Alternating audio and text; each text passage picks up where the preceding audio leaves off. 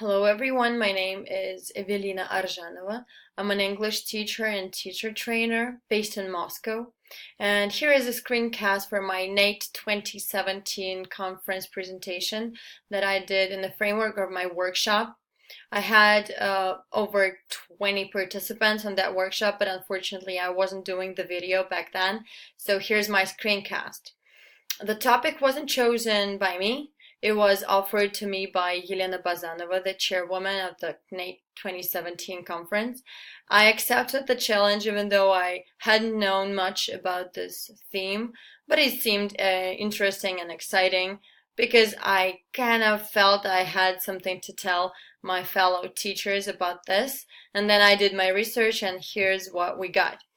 The workshop itself lasted over an hour, but in this screencast, I'm going to show you about 10 or 15 minutes of what we had. Obviously, we had a lot of light discussions during the workshop, but today I'll try to remember what the participants were saying, what the answers were, and how it led us all to the final slide where we all were applauding to each other and exchanging contacts. So let's start.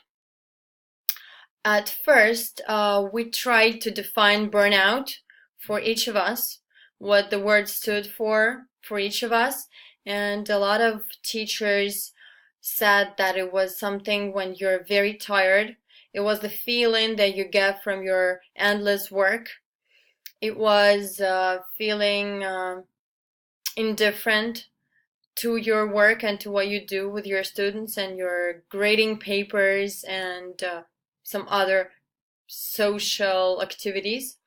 And then I gave my participants the slide with the real explanation what this word professionally means, stated by Hubert Freudenberger back in 1974. I didn't even know before I found it that this thing was even a real professional term. And in the psychology, it is known as long-term unresolvable job stress, exhaustion resulting from work's excessive demands, headaches and sleeplessness, then depersonalization, treating students and colleagues in a cynical way, reduced feeling of work-related personal accomplishment. The participants of the workshop couldn't agree more, but it is always like that when someone defines things for us, the things that we feel we know, it's always really very accurate. That's what it feels. So then we gave a quick glance to the National Education Association data. Back in 2013 in the United States, this National Education Association ran a poll in which nearly 1,000 educators participated. And there were some English teachers, but American English teachers who participated in that poll. And not only them, but all the educators throughout the USA. And here's what they had as a result of the poll. Teachers, educators, wanted their employers to trust their education and experience. They wanted to be given control over their students' instruction and assessment. 29% of American educators said that. However, in Russia, in Moscow, I mean, not Moscow because I had participants from all through Russia in my workshop. Anyway, our Russian English teachers didn't feel so same about the thing. They didn't feel the same. They didn't want to say yes. They wanted their employers to trust their education because it felt like they already had that trust from their employers. Then American educators also wanted their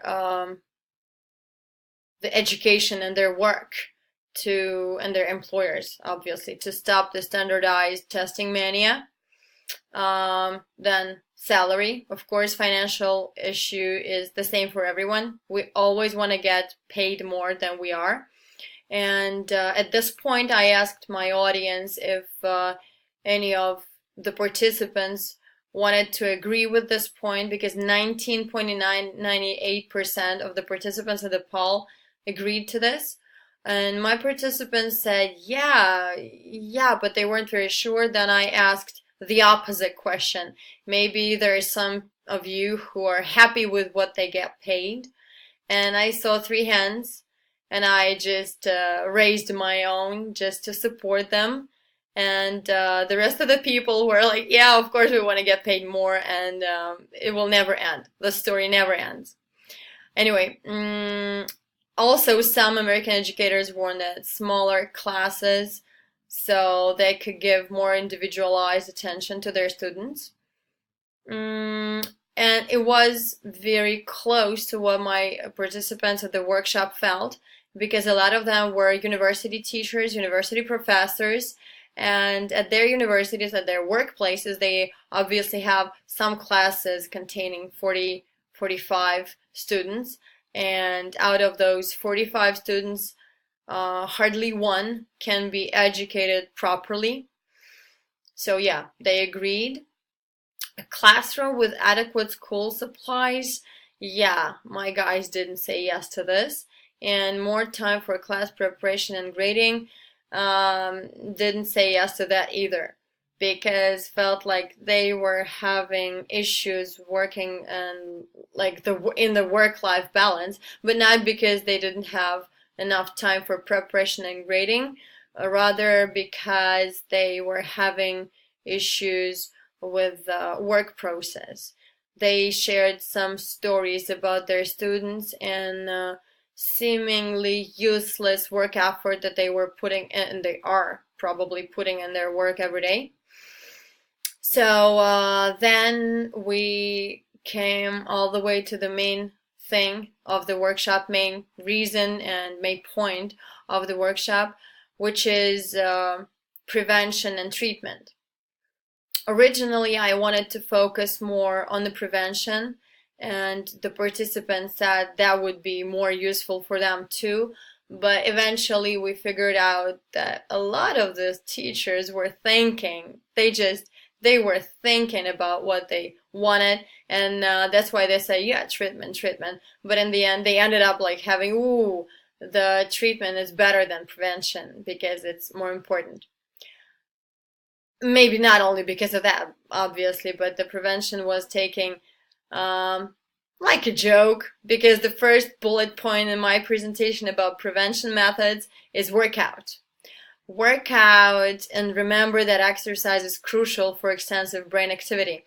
And that's true, because all the teachers should work out, because the teachers are the knowledge profession workers, and the knowledge profession workers experience extensive brain activity on a daily basis, and there isn't anything in the entire world, in the whole world, that can help them operate better than if they have regular exercise. So yes, that's true, but my participants didn't really take it very seriously. But they promised to start planking as of Monday, next Monday. Haven't checked it out, but I have every chance to, so I will.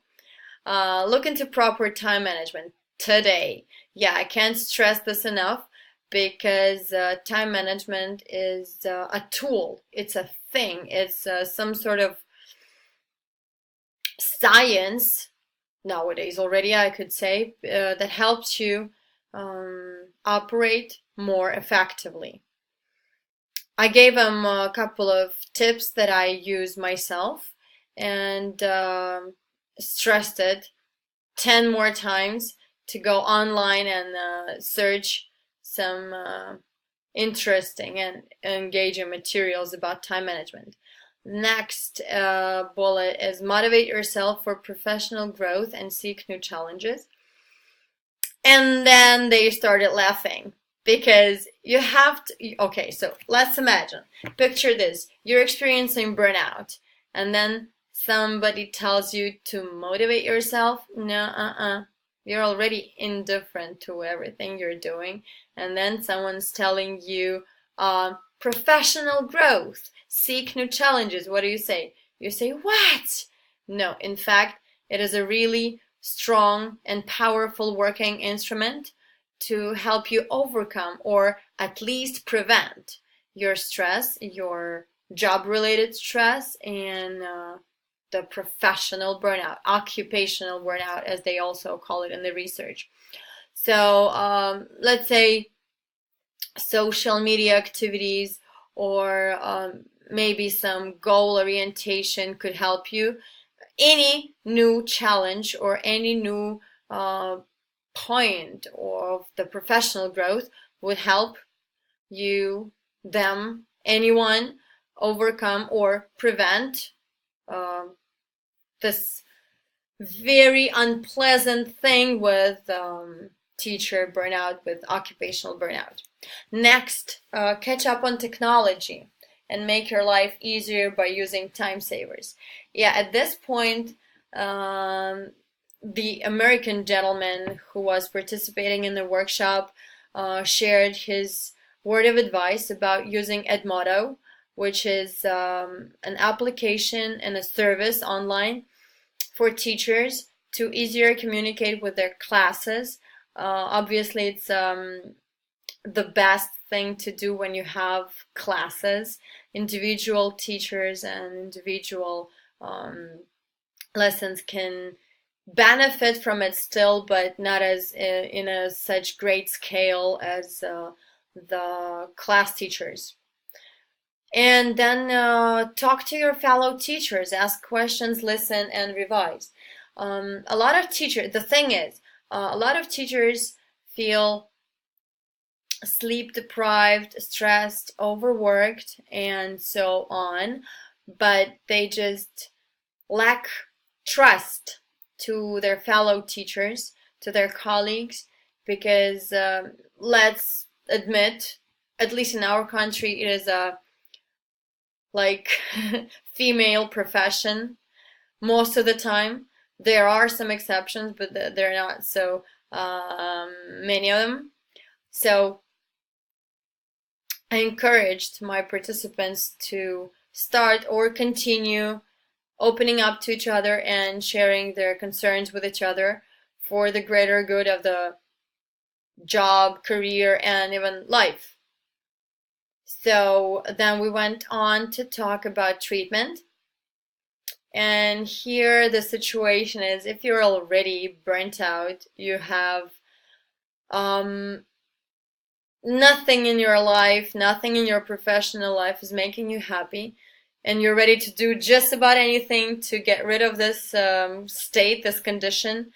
So the treatment methods are sleep enough for at least 3 days straight, go on vacation and create a new game plan for when you come back, decrease the number of your responsibility zones and learn to say no, because a lot of teachers feel so responsible for, let's say, community work that they cannot say no and stay just teachers.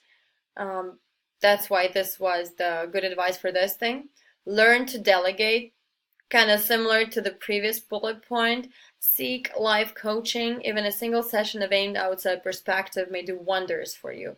Life coaching is something that isn't very popular in our country, and that's why I was very careful bringing up this point, but my own experience, professional and personal, demonstrates